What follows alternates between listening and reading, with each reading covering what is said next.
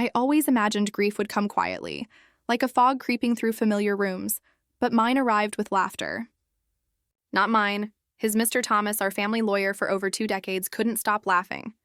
It wasn't cruel or mocking, just startled, almost disbelieving. Across from him, my daughter-in-law, Clara, sat with her lips curled in triumph, her hand resting possessively on my son Andrew's arm.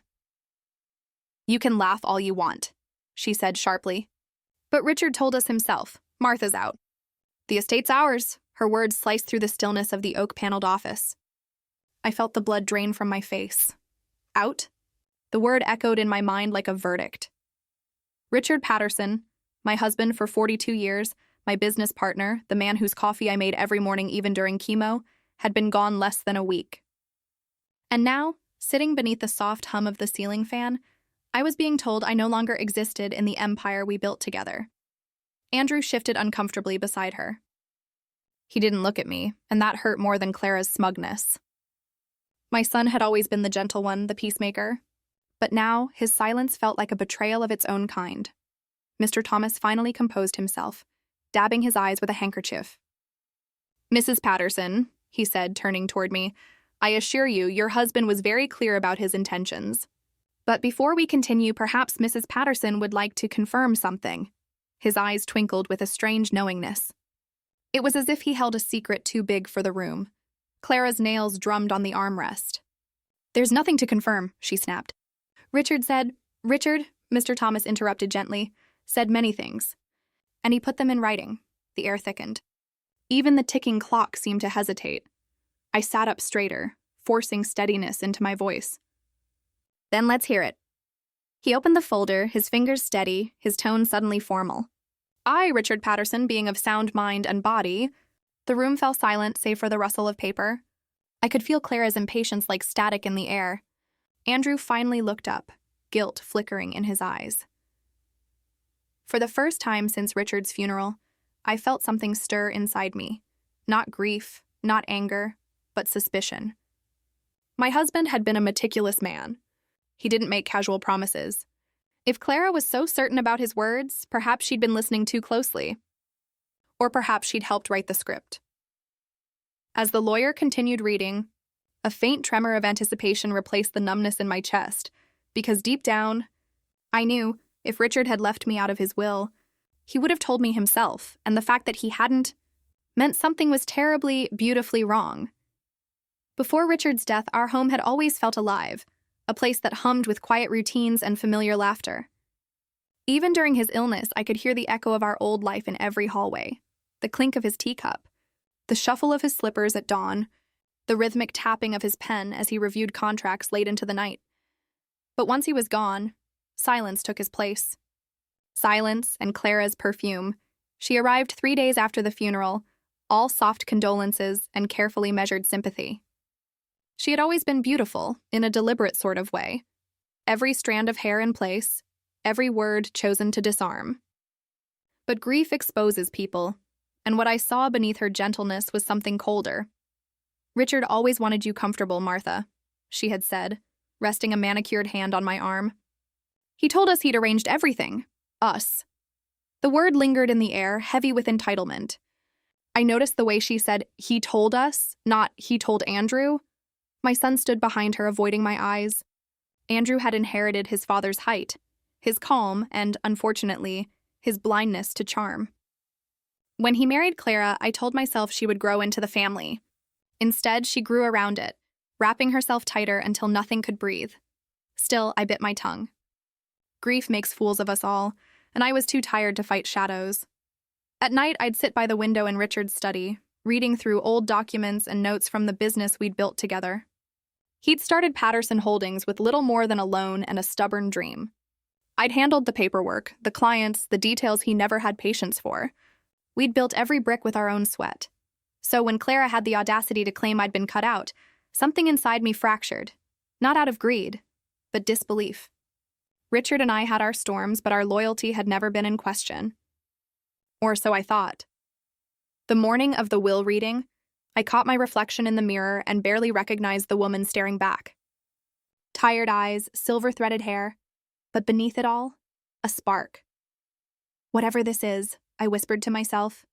I'll face it. Now sitting across from my son and his wife, I felt that same quiet determination rising. The lawyer's calm voice droned on, but the tremor in Clara's hand told me more than his words did. She was nervous. Why? When he mentioned a conditional clause in Richard's will, she stiffened. Andrew leaned forward, confusion written across his face. And I knew then, whatever Richard had left behind wasn't just wealth. It was a message, a final act from a man who, even in death, refused to be misunderstood. The lawyer's voice carried through the room, steady but weighted. As a conditional clause pertaining to a pending matter, outlined in an attached document. Clara's head snapped up. Pending matter? What pending matter? Mr. Thomas didn't answer right away.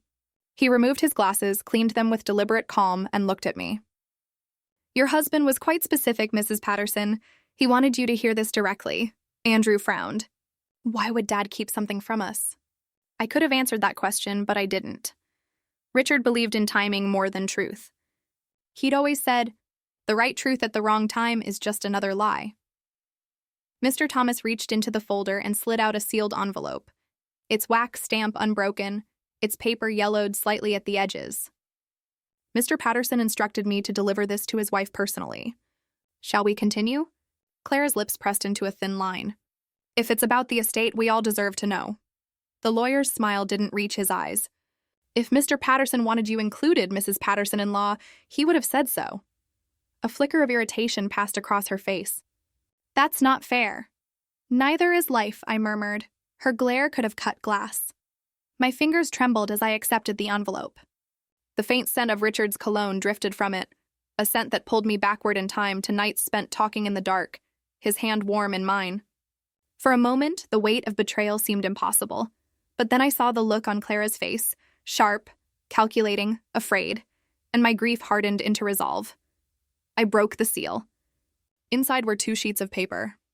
The top one bore only a single line written in Richard's unmistakable hand. Truth comes last, Martha, because that's when it matters most. Beneath it lay a letter. Mr. Thomas gestured gently. Take your time. He wanted no interruptions. I read the first few lines and the words blurred. My breath caught. Every syllable seemed to echo inside my chest like a struck bell. Is everything all right? Andrew asked softly. I folded the letter, my heartbeat unsteady. No, I whispered. But it will be. Clara leaned forward, eyes glinting with suspicion. What does it say? I met her gaze, steady, deliberate. It says the truth doesn't hide forever. Mr. Thomas gave a faint, knowing nod. The room grew heavy again, thick with the scent of polished wood and old secrets. Whatever Richard had written, I knew it would change everything, not just for me, but for the son sitting beside the woman who thought she had already won. And for the first time since his death, I almost smiled because the game Richard left behind had just begun. My hands shook as I unfolded Richard's letter. The paper crackled softly, fragile and intimate, like his voice whispering from the grave. Every eye in the room fixed on me, but only one pair mattered. Clara's, my dearest Martha, if you're reading this, I am gone. And the silence I left behind holds a truth I can no longer carry. Years ago, I made a choice that destroyed the peace in our family. Clara and I, we crossed a line that should never have existed. The words blurred, but there was no mistaking them. My breath hitched, yet I kept reading. She was young, clever, and I was weak. I believed it meant nothing, but sins don't stay buried. They grow roots. When she married Andrew, I knew she was using him to keep me silent. She threatened to ruin our son if I ever confessed. A trembling exhale escaped me. Across the desk, Clara's composure shattered. That's a lie, she snapped, her voice shrill. He was delusional near the end. Mr. Thomas's tone remained calm, almost surgical. Mr. Patterson's medical evaluation from the same week states otherwise. He slid another document across the table. Andrew's eyes darted between us, confusion hardening into disbelief. Clara, please tell me he's lying. Her silence said everything. I watched my son's world crack open, the same way mine had when I first saw that line on the page. Andrew, I whispered, he didn't do it to punish you. He was protecting you. Clara stood abruptly, knocking over her chair. You think I wanted this? I loved your father. The room froze. Even she seemed startled by her own confession. Andrew recoiled. You loved him? Tears, real ones this time, welled in her eyes. He promised me everything, and then he took it all back. Mr. Thomas cleared his throat, reading from the final page of the will. Mr. Patterson transferred the majority of his assets into a charitable foundation under Mrs. Patterson's name. The remainder will go to Andrew only upon his legal separation from Clara. The silence that followed was absolute. Andrew sank into his chair, his voice a whisper. You ruined us. Both of you. Clara's tears turned to rage. You don't understand. I understand perfectly, he said, his voice breaking. You married me to hide what you'd already done. For the first time, I felt no anger, only release. The truth had finally burned through the fog. Clara fled the room. The door slammed, leaving behind a hollow echo. Andrew buried his face in his hands, and I reached across the table, placing my trembling hand over his. Sometimes, I said softly, the truth destroys what's false so something real can grow. And though my heart ached, I finally understood Richard's last act wasn't vengeance. It was redemption. The days after the will reading moved like slow water, clear on the surface but heavy underneath. Every morning, I'd wake expecting the old rhythm of our life to return. Richard humming in the kitchen, Andrew calling to check in, even Clara's perfumed laughter floating down the hall. Instead, there was only quiet, the kind that listens. Clara disappeared within a week. She left a single text for Andrew. You'll regret believing them. He didn't reply. Some absences, I've learned, explain themselves. The foundation Richard created in my name opened a month later. I stood beneath the new sign, the Patterson Trust for Women and Families, and thought about the irony. His betrayal had birthed something good, something generous. It didn't erase what he'd done, but it turned pain into purpose. Maybe that was his way of saying, I'm sorry. Andrew came with me that day. He looked older, the soft idealism of his youth replaced by quiet resilience. Dad's gone, he said, but somehow he's still teaching us lessons we didn't ask for. I smiled faintly. That was always his way. We walked through the building together, past the freshly painted walls and the faint scent of new beginnings. I caught a glimpse of our reflection in the glass, mother and son, standing in the ruins of one man's choices, still finding something worth keeping. Later that evening, I found myself in Richard's study again. The sunlight had softened to gold, casting the room in gentle forgiveness. His photograph sat on the desk, the same confident smile that once made me fall in love and doubt my own strength. I read your letter again, I whispered. You were right. The truth did matter most. I traced the edge of the frame with my fingertips. For the first time, I didn't feel anger. I felt peace. A quiet acknowledgement that love, in its flawed human form, had still existed between us.